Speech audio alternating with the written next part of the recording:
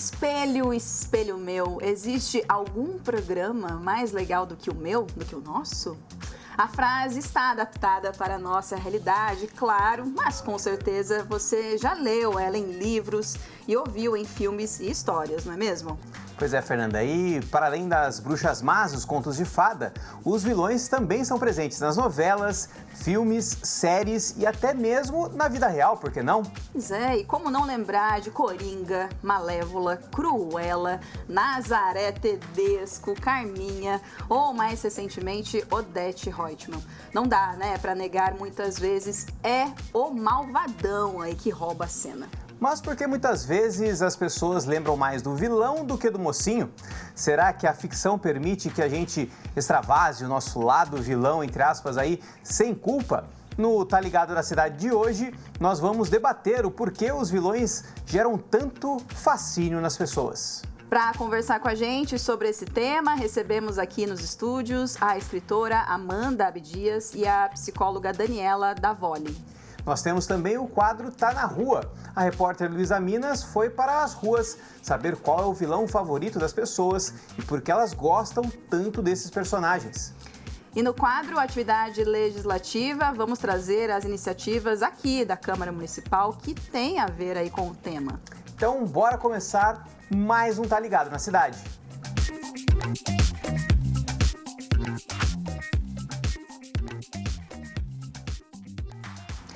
Quem nunca se pegou aí, ó, torcendo pelo vilão em algum momento?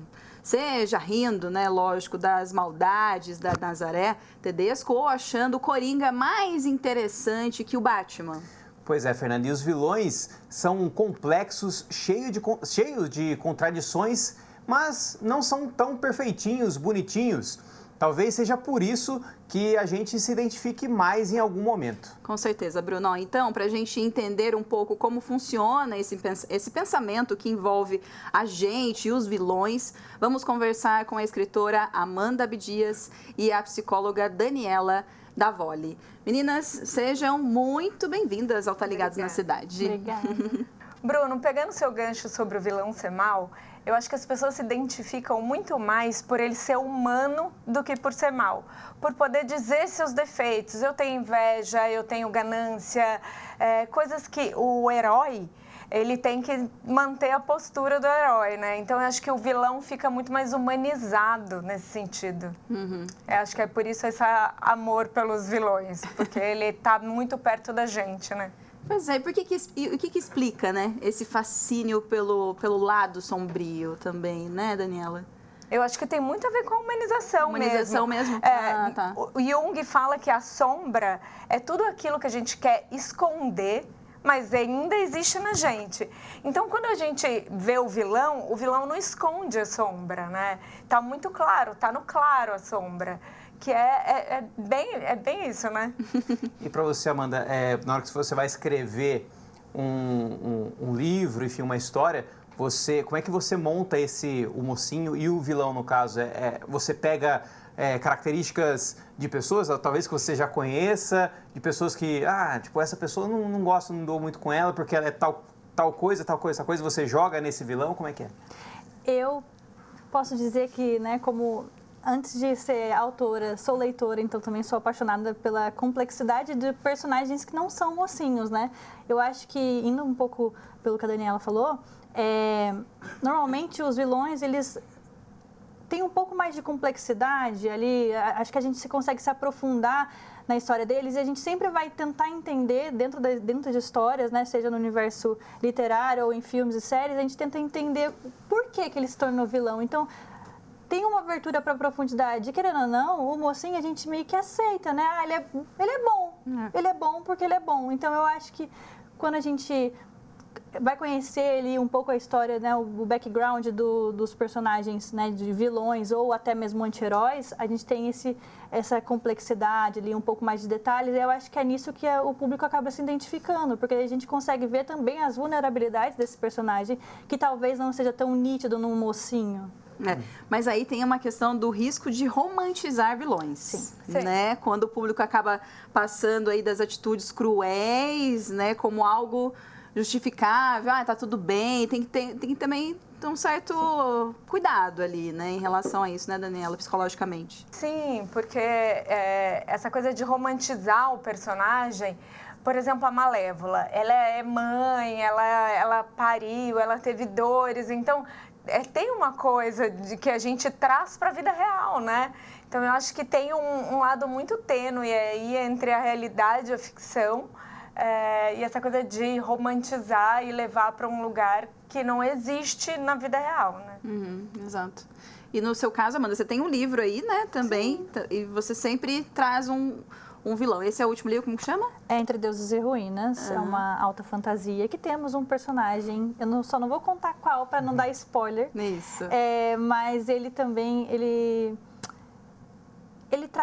traz um pouco dessa complexidade que eu falei, mas no final das contas, eu acho que o papel do autor aí sim, né, falando de quem está escrevendo, no final das contas, reforçar que não podemos romantizar esses comportamentos, né, que no final das contas ele é um vilão, ele teve coisas, né, fez coisas erradas, atitudes que não são moralmente aceitas, e ainda assim ele tem que pagar, ele paga por isso, né? Quais são as consequências dos seus atos? Então eu acho que o papel do autor nesse ponto é isso, de reforçar que, tipo assim, tudo bem ele ter um passado de dores e que, né? Mas o que ele fez com esse passado? Ele se tornou um vilão e fez maldade para outras pessoas? Ainda assim, eu acredito nesse papel do autor de trazer alguma consequência ali também para a decisão que ele tomou. Assim como mocinhos vão ter, né, o seu final feliz, né, pelos seus bons atos. Assim.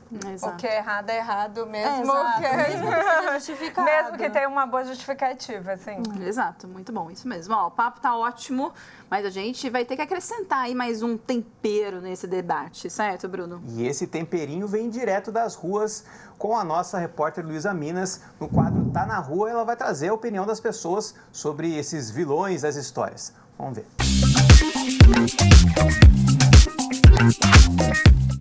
É melhor ser temido do que ser amado. Fala galera, tudo bem? Começando mais um Tá na Rua, nesse clima gostoso com essa frase aqui da nossa rainha de copas. Vem cá, eu tenho certeza que todo mundo aí tem um vilão preferido, né? É isso que a gente veio saber aqui da galera, qual o vilão preferido e por que muitas vezes a gente prefere os vilões do que os mocinhos. Vem comigo. Pessoal, eu tô aqui com o Marcelo. Marcelo, me conta, qual que é o seu vilão favorito? Eu acho que no momento é o Johan, do anime chamado Monster. E você acredita que a galera gosta mais dos vilões do que dos mocinhos, às vezes? Gosta, né? Porque às vezes o vilão faz algumas coisas que a gente tem vontade, mas não faz, né? E esse lance do vilão ser engraçado e acabar roubando protagonismo aí do filme, da série, o que você acha disso? Eu acho que acontece mesmo, né? Às vezes o mocinho tá muito dentro do padrão, né?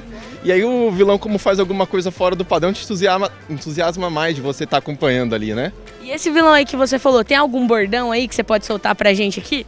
E ele não tem um bordão, mas ele me chama a atenção porque eu acho que muitos vilões hoje em dia estão sempre naquela linha entre o mocinho e o vilão, a gente vai criando uma empatia, ele tem uma jornada de redenção, mas esse não, ele é ruim porque ele é ruim mesmo, né? Então acaba, fugindo um pouco do padrão do que a gente vê hoje. Eduardo, me conta uma coisa, qual que é o seu vilão favorito de todos os tempos que você acaba às vezes torcendo mais do que o mocinho? Um vilão que eu sou apaixonada é o Damon de Diário de um Vampiro, que na verdade depois ele fica super legal, assim, mas no começo ele é um vilão bem chato, mas que eu amo ele de coração, assim. E por que você acha que as pessoas acabam às vezes preferindo o vilão do que o mocinho? Eu vou falar por mim. Que o meu caso é porque ele é muito engraçado e porque ele é bem bonito também. Pessoal, eu tô aqui com o Jonatas, violinista. Jonatas, me conta uma coisa. Você gosta de algum vilão assim? Em algum filme você fica torcendo pro vilão? Como é que é? Eu gosto de vilões. Deadpool, Coringa. Deadpool é meio que um anti-herói, né? Mas eu gosto mais desses dois. E por que você acha que às vezes o vilão, a galera acaba gostando mais do que de repente o mocinho? Porque geralmente o passado do vilão, né, como dizem, a gente meio que se identifica de certa forma, porque muita gente já passou por coisas bem difíceis e difíceis de lidar também, né? Sim, mas o vilão deixa o filme mais legal. O bom vilão deixa o filme muito mais legal. Eu tenho essa minha percepção, sabe? Emerson, me conta uma coisa. Tem um vilão aí que você lembra de ter assistido e às vezes ter ficado com tanta raiva ou então ter gostado mais do vilão do que da própria novela, do próprio filme? Sim, na época dos anos 90 passou a novela que tinha Nazaré Tedesco, né? Que ela era terrível. Essa aí ficou com raiva. Toda vez que passava lá na TV... Até hoje, muita gente tem raiva dela, né? E assim, você entende essa galera que curte os vilões, que gosta dos vilões, às vezes gosta mais do que os mocinhos? Sim, sim. Hoje o mundo tá muito provável a isso, né? Pessoas que gostam mais de pessoas que fazem mal do que quem fazem o bem. Bom, gente, como a gente viu, os vilões são os queridinhos aqui do pessoal. Tem gente que prefere eles do que os mocinhos na história. Mas assim, né? Eu tenho certeza que no fundinho todo mundo arrepia quando a gente escuta falar de Odete Roitman, Nazaré Tedesco, Thanos, Coringa e tantos outros vilões que enriquecem, né? É aquele toquezinho especial do filme, da novela. Agora eu devolvo pro estúdio perguntando pra Fernanda e pro Bruno. E aí, qual o vilão preferido de vocês? Fui!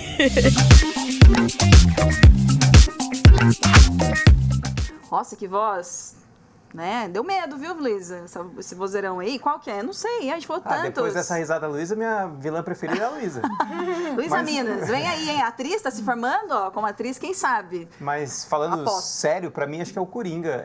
Tanto que, pra mim, quando eu era criança, me marcou o filme de 89 do Batman, né? Que ele, na cena final, ele morre caindo do prédio e morre dando risada. E depois tem o filme só dele, né? Que é o mais recente aí com o Joaquin Phoenix. E aí a questão de humanizar o vilão, né?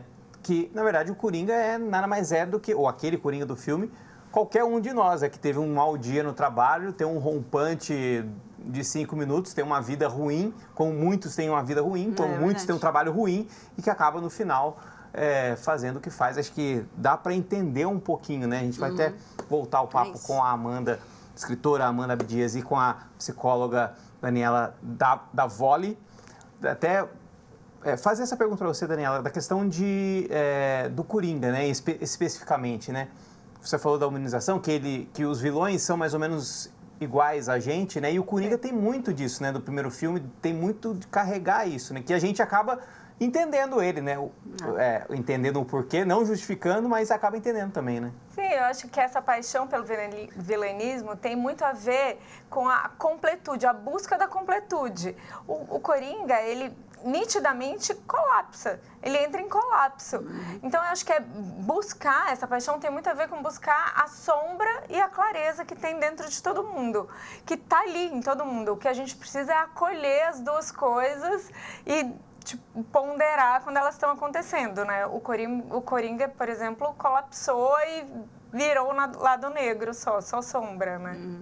Até na sua escrita também dos seus personagens, né, e os vilões também, acaba tendo essa mudança mesmo de narrativa, que a gente acha que é sempre o mal, né, mas é sempre o mal que eu digo, né, mas tem trauma, tem, né, tem outros sentimentos também, né, que o vilão acaba trazendo ali, né? E até emendando aí, acho que no passado não tinha muito esse background de entender que o vilão era o vilão porque era o contraponto. Hoje, acho que o vilão é porque tem todo um contexto psicológico que depois até a gente assistindo o filme fala assim, nossa, realmente traz uma reflexão pra gente. Seria mais ou menos isso. Exato. Eu acho que estava buscando um exemplo aqui, assim, eles citaram o Thanos, né? Nas ruas citaram o Thanos, então trazer um pouco do que é o Thanos do background dele. É um cara que entendeu que a população estava demais, o que tem de recurso é escasso, então por que não acabar com metade da população sem escolher a quem? No final das contas, é óbvio que isso é surreal, né? Não faz o menor sentido, mas para ele era a gente viu as pessoas concordando com o Thanos, né? Então eu acho que fica mais fácil realmente aproximar. E eu também fico pensando um pouco no antes, né? Então, a gente conheceu o Thanos, a gente entendeu, né, a complexidade dele. Mas voltando um pouco, a gente tem, por exemplo, o Voldemort. Ninguém sabe de fato, qual que é a história do Voldemort. Porque as pessoas antes não se importavam. Ele era quem? Ele era o vilão do Harry Potter. Então, não era como se a gente precisasse entender o motivo dele ser daquela forma. E hoje, eu acho que sim, as pessoas elas buscam mais. É até engraçado porque surgiram várias o pessoal chama no mercado literário de tropes, né? Que são termos, assim, são os clichês das histórias. Aí, popularizou-se o Inimigos para Amantes, que é um que as pessoas amam, que é basicamente isso. Você tem ali um papel de um protagonista, né, de uma protagonista que ela tem decisões complicadas, ali meio vilanescas e tal, e no final das contas a gente acaba transformando a história de dois vilões ou de uma mocinho vilão em uma paixão no final, né? E isso cresceu muito. Você pergunta para as pessoas são apaixonadas nos Inimigos para Amantes, né? Então eu acho que isso também acompanha o mercado. A gente vê que as pessoas buscam mais por isso hoje. Muito bom. A gente vai continuar com a Amanda e com a Daniela aqui também, então você continua aí, tá? Porque a gente vai chamar um intervalo rapidinho, certo? Já já a gente volta com mais um bloco do Tá Ligado.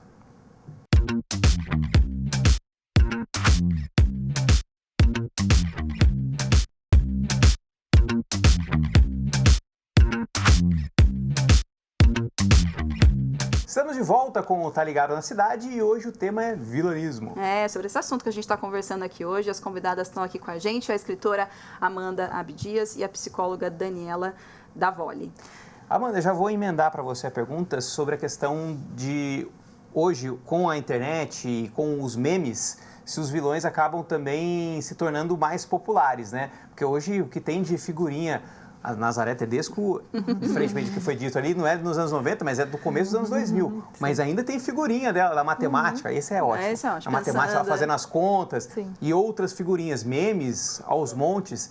Então, de uma certa forma, a internet também ajuda a popularizar? Eu acho que entre as pessoas que foram entrevistadas, até um falou que quando um vilão é bom, né, muito bom, acaba se tornando protagonista da história ali. E eu acho que vai muito nisso com o lance de vilões cômicos, principalmente. Porque a gente tem ali, né, vilões, óbvio, por suas maldades, né, nessa posição de vilão por suas maldades, mas a gente também tem esse vilão que é quase um alívio cômico, ele faz a gente rir, né?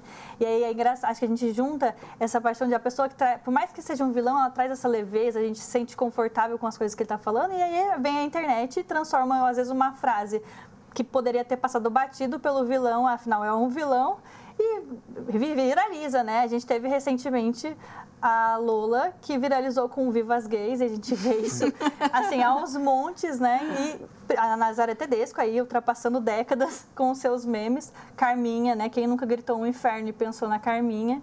Então, eu acho que tem esse lance de que, no final das contas, na hora que a gente está escrevendo ali um personagem, dele acabar virando esse alívio cômico também, né? Então, acho que a Daniela pode explicar melhor sobre esse lance de gerar essa empatia também pelo riso, né? Eu atendo muito no consultório, atendo prioritariamente criança e adolescente.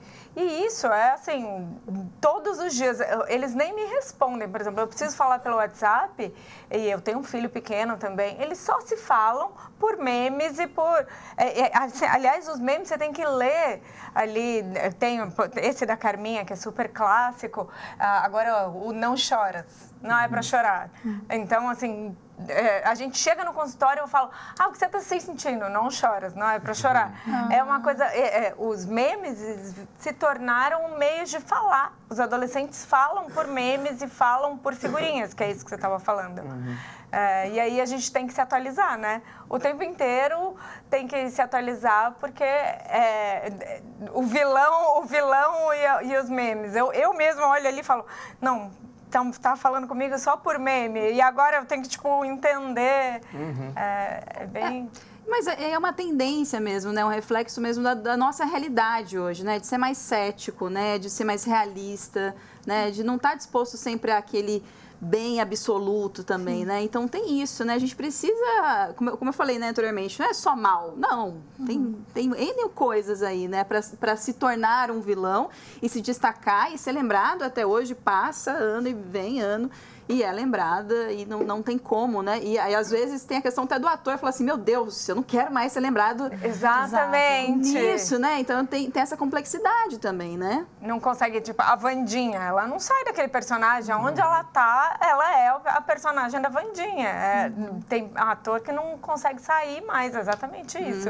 Vira pessoa, né? O personagem. Até porque o nosso mundo também não é cor-de-rosa sempre, né? Então, assim... Muito menos rosa do que... é muito mais escuro do que rosa na grande maioria do tempo, né? E a gente vive essa questão, né? pô, não é sempre, não é tudo um mar de rosas, né? A gente tem nossos dias ruins também. E é questão que a gente, voltando de novo no debate, a gente entender, de certa forma, mas, logicamente, que tem até a página 5, assim, que a gente não pode, né? Não vou, né? Como a Nazaré, roubar a criança de alguém e sair pela ponte correndo. Atuar o mal, né? É muito mais muito menos sobre ser mal e muito mais sobre ser humano. E quando você está falando de atuar, né? Eu tenho uma maldade dentro de mim, vou atuar, vou roubar a criança. E tem uma dificuldade, às vezes, acho que hoje não nem tanto mais, mas nos anos 90, principalmente, tinha uma dificuldade das pessoas diferenciarem o ator da novela, que muitos atores falam assim, não, às vezes eu estou no supermercado fazendo compra, eu sou xingado. Né? E antes tinha uma dificuldade também, né, das pessoas diferenciarem o ator o CNPJ do CPF, né? Tinha essa questão também, né? Muitas, acho que, se não me engano, tiveram, nessa época mesmo, ali, anos 90, 2000, atores que sofreram risco de morte, né, por conta das pessoas ameaçando ali, uma ameaça, por conta dessa intensidade com que as pessoas abraçam ou odeiam os vilões, né? Eu acho que é bem esse ponto. As pessoas são 880 com o vilão, as pessoas são apaixonadas e abraçam completamente ou odeiam com muita força. E você já tem algum próximo livro, terceiro livro pensando aí? Vilão já aí no esquema? Eu tenho, o meu próximo livro é Os Fantasmas de Felipe, é o meu primeiro lançamento, mas eu vou relançar ele por uma editora, que é a Editora Morgana. E também estou trabalhando no segundo livro, de Entre Deuses e Ruínas, né, na parte 2. E que, coincidentemente, né, tem um personagem ali que é vilão, ele vira um vilão no final da história.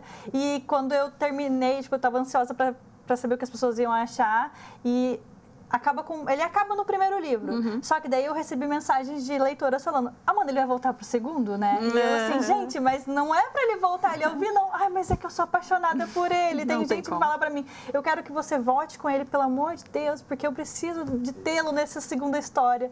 E aí, assim, a gente atende ao público, né? E no final das contas, ele virou esse serzinho que as pessoas querem continuar acompanhando, mesmo que ele seja terrível.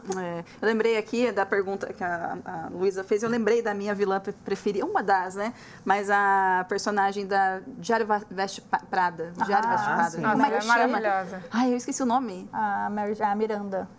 Maravilhosa. Essa é a minha, tá, Lu? Não respondi sua pergunta. Agora veio aqui o pensamento. Acabou, meninas. Muito obrigada, viu, pela presença de vocês, trazer esse debate, né? Essa discussão tão gostosa sobre esse tema tão gostoso de conversar, né? E trazer novas, quem sabe, né? Te inspirar a escrever novos livros, né? E trazer essas questões dentro do consultório sempre, né? Obrigada. Obrigada a você. Obrigada, gente.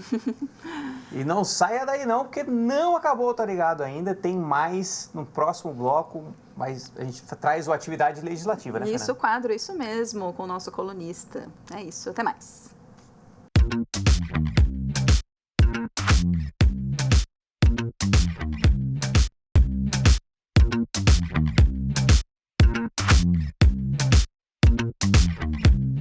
De volta com Tá Ligado na Cidade e chegou a hora de a gente falar dos trabalhos aqui da Câmara Municipal de São José dos Campos, certo, Bruno? Chegou a hora do quadro? Certo, chegou a hora do quadro Atividade Legislativa.